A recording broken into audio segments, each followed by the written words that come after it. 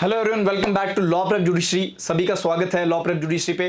तो आज हम जो जजमेंट डिस्कस करेंगे वो जजमेंट जो है नवंबर 8 यानी कि 8 नवंबर 2024 को जो है आया है। और ये 7 जजेस बेंच का जो है डिसीजन आया है, जिसमें 4/3 मेजॉरिटी से जो है सुप्रीम कोर्ट की बेंच ने ये डिसाइड किया है कि सिर्फ और सिर्फ इस रीज़न से कि कोई भी इंस्टीट्यूशन एक स्टैच्यूट, एक एक्ट, एक अधिनियम से बनी है, सिर्फ इस बेसिस पे आप ये नहीं कह सकते कि वो माइनॉरिटी स्टेटस क्लेम नहीं कर सकती है। तो इस माइनॉरिटी स्टेटस या फिर माइनॉरिटी एजुकेशन इंस्टीट्यूशन के रिगार्डिंग हमारे यहाँ पे जो है, जो माइनॉरिटी की जो राइट्स हैं वो हमें दे रखे हैं, कल्चरल और एजुकेशन राइट्स, जो कि गवर्न होते हैं या प्रोवाइडेड हैं आर्टिकल 29 और 30 में। इसमें मोटे मोटे तौर पे बात की गई है आर्टिकल 30 की। आर्टिकल 30 जो है वो ये कहता है कि कोई भी जो है माइनॉरिटी हो, चाहे वो लिंग्विस्टिक हो या रिलीजियस माइनॉरिटी हो, दोनों के पास जो है अपनी ये राइट है कि वो अपनी एजुकेशन इंस्टीट्यूशन को जो है वो एस्टैब्लिश कर सकता है। आर्टिकल 30 ये कहता है कि चाहे कोई भी जो है माइनॉरिटी हो, चाहे वो भाषीय तौर पे हो, मतलब भाषा के तौर पे वो माइनॉरिटी हो, या फिर वो धार्मिक तौर पे माइनॉरिटी हो, दोनों के पास ही जो है आर्टिकल 30 के अंडर ये रहेगा कि वो अपने एजुकेशन इंस्टीट्यूशन बना सकते हैं। तो इसी कड़ी में जो है एएमयू एक माइनॉरिटी इंस्टीट्यूशन है या नहीं है, इस केस पे जो है, इस चीज़ पे जो है जजमेंट आया 8 नवंबर को, जिसमें हमने देखा जस्ट कि सबसे पहला तो यही था कि कोई भी इंस्टीट्यूशन, कोई भी एजुकेशन इंस्टीट्यूशन सिर्फ इस कारण से कि वो एक स्टैच्यूट, एक एक्ट से बना है, सिर्फ इस कारण जो है उसको माइनॉरिटी स्टेटस नहीं देंगे। ऐसा कोर्ट ने जो है बोला कि हम लोग ऐसा नहीं कर सकते। फिर दूसरी बात ये बोली गई है, अच्छा, इस केस में जो है, जो अजीज बादशाह वाला केस का जजमेंट था 1967 का, उसको ओवर रूल कर दिया था। 1967 के अजीज बादशाह वाले केस में ये बताया गया था कि कोई भी माइनॉरिटी, कोई भी इंस्टीट्यूशन जो कि एक स्टैच्यूट से बनी है, कोई एक्ट से बनी है, वो कभी भी जो है माइनॉरिटी स्टेटस क्लेम नहीं कर सकती है। ये उसमें जो है वो बताया गया था। और उसके बाद जो है दूसरी बात ये कही गई है, अच्छा, इसमें यही बात कही गई है कि सिर्फ ये जो अभी हमने देखा कि एक्ट से बना होना ये नहीं दर्शाता है कि आप माइनॉरिटी स्टेटस जो है क्लेम नहीं कर सकते। लेकिन एएमयू वाकई में एक माइनॉरिटी इंस्टीट्यूशन है या नहीं है, इस पे अभी जो है कुछ भी क्लियर नहीं है, क्योंकि सुप्रीम कोर्ट ने इस जजमेंट में ये बोला है कि ये चीज़ कि एएमयू एक माइनॉरिटी इंस्टीट्यूशन मानी जाएगी कि नहीं मानी जाएगी, इसको एक रेगुलर बेंच जो है वो डिसाइड करेगी। और अगर वो मानती है तो उसी सिनेरियो में हम लोग माइनॉरिटी इंस्टीट्यूशन मानेंगे, अन्यथा नहीं मानेंगे।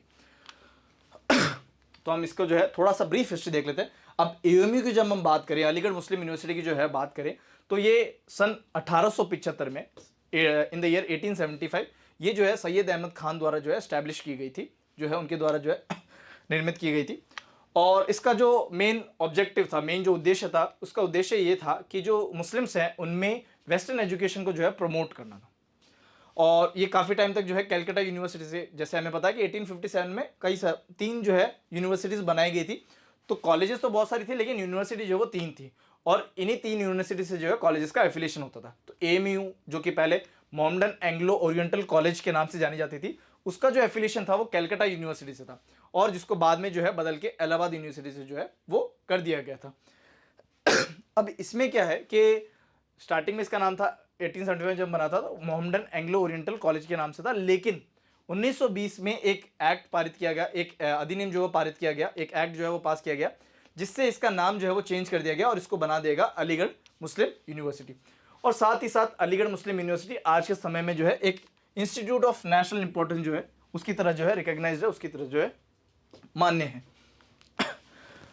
अब हम देखते हैं कि ये न्यूज़ में क्यों थी, ये जो है खबरों में क्यों थी। तो सबसे पहला, जब जैसे अभी हमने देखा कि ये 7 जजेस बेंच ने जो है वो डिसाइड किया है 4/3 मेजॉरिटी से। उन्होंने सबसे पहले जो है अजीज बादशाह वाला जो केस था 1967 का, उसको ओवररूल कर दिया गया। अजीज बादशाह वाले किस एक्सटेंट तक किया? To the extent it held that an institution incorporated by a statute can not claim to be a minority institution. Aziz Badshah वाले केस में यह बताया गया था कि कोई भी एजुकेशनल इंस्टीट्यूशन जो कि एक स्टैट्यूट से बना है, वो माइनॉरिटी स्टेटस क्लेम नहीं कर सकता। ये जजमेंट था अजीज बादशाह वाले केस में, जिसको सुप्रीम कोर्ट ने इस जजमेंट में 8 नवंबर की जजमेंट में जो है ओवर रूल कर दिया। ये पहली बात।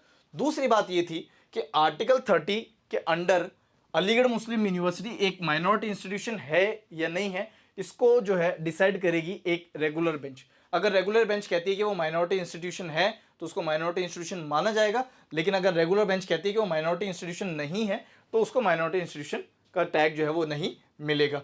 इसके बाद जो है कि आप कैसे डिसाइड करोगे कोई भी इंस्टीट्यूशन जो है वो माइनॉरिटी इंस्टीट्यूशन है या नहीं है, तो उसके लिए आपको दो क्वेश्चन जो है वो पूछने पड़ेंगे। पहला क्वेश्चन ये है कि हु एस्टैब्लिश्ड द यूनिवर्सिटी। हम लोग पहले ये क्वेश्चन पूछेंगे कि यूनिवर्सिटी एस्टैब्लिश किसने की, और दूसरा क्वेश्चन हम पूछेंगे कि who was the brain behind it, मतलब किसका दिमाग जो है वो लगा है वो एजुकेशनल इंस्टीट्यूशन बनाने में। अगर दोनों ही सवालों के दोनों ही प्रश्नों के जो है या दोनों ही क्वेश्चंस के आंसर अगर हमें जो है पॉइंट करते हैं किसकी तरफ, एक माइनॉरिटी कम्युनिटी की तरफ।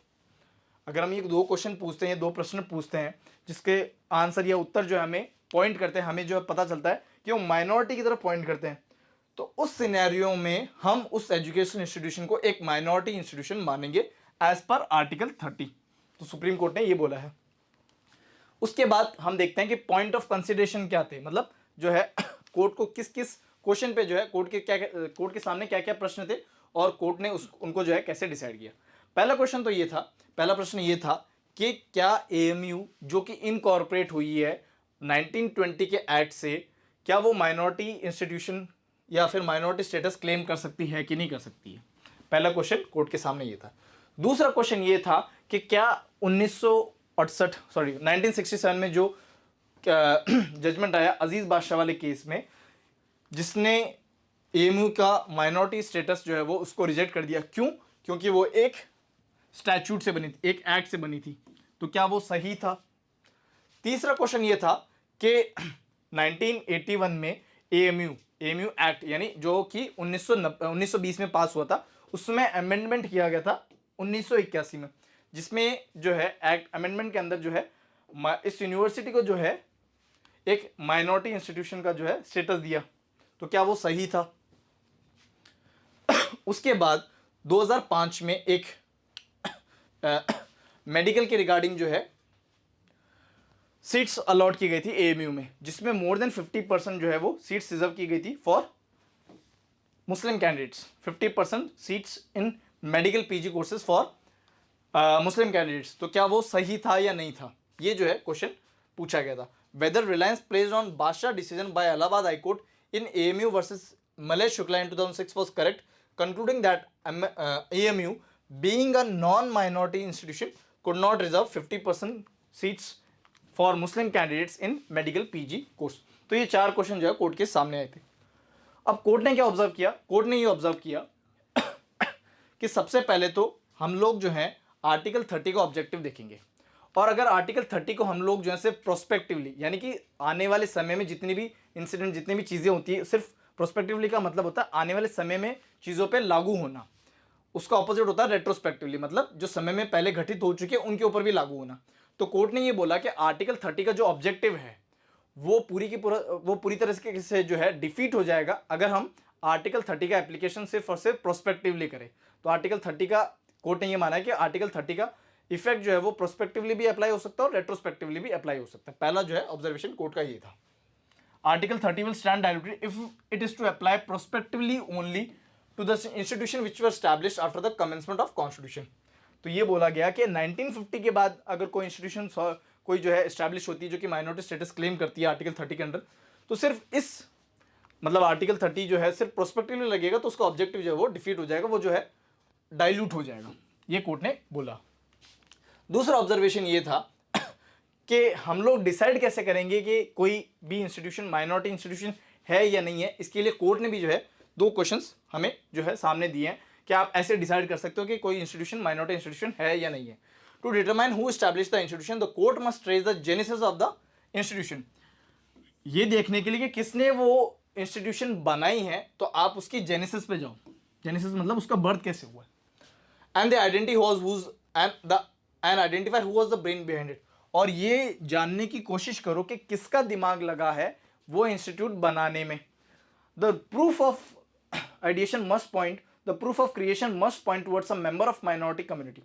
और अगर वो क्वेश्चन का आंसर हमें ये पता चलता है कि ये दोनों क्वेश्चन हमने पूछे, उसके बाद हमें पता लगा कि वो एक मेंबर ऑफ माइनॉरिटी इंस्टीट्यूशन की तरफ या मेंबर ऑफ माइनॉरिटी कम्युनिटी की तरफ पॉइंट करता है, तो उस सिनेरियो में हम उसको माइनॉरिटी इंस्टीट्यूशन मान सकते हैं, अन्यथा हम उसको माइनॉरिटी इंस्टीट्यूशन नहीं मानेंगे। It was it has to be seen who got funds for the land if minority community helped, ये हमें जो है बताया गया है। उसके बाद जो है फोर्थ ऑब्जर्वेशन ये था, it is not necessary that institution was established only for the benefit of the minority community but must be predominantly for its benefit. इसका मतलब ये है कि कोर्ट ने ये माना कि हम लोग जो है ये चीज़ नहीं देखेंगे कि इससे माइनॉरिटी का बेनिफिट हो रहा है या नहीं हो रहा है, ये चीज़ डिसाइड करने के लिए सफिशिएंट नहीं होगी कि वो माइनॉरिटी इंस्टीट्यूशन है या नहीं है। लेकिन अगर वो प्रीडोमिनेंटली, उसका मेन ऑब्जेक्टिव ये है कि हम लोगों ने उसको एस्टैब्लिश किया है टू बेनिफिट द माइनॉरिटी, तो उस सिनेरियो में जो है वो माइनॉरिटी स्टेटस क्लेम कर सकती है। It is not necessary that institution was established only for the benefit of the minority but must be predominantly for its benefit.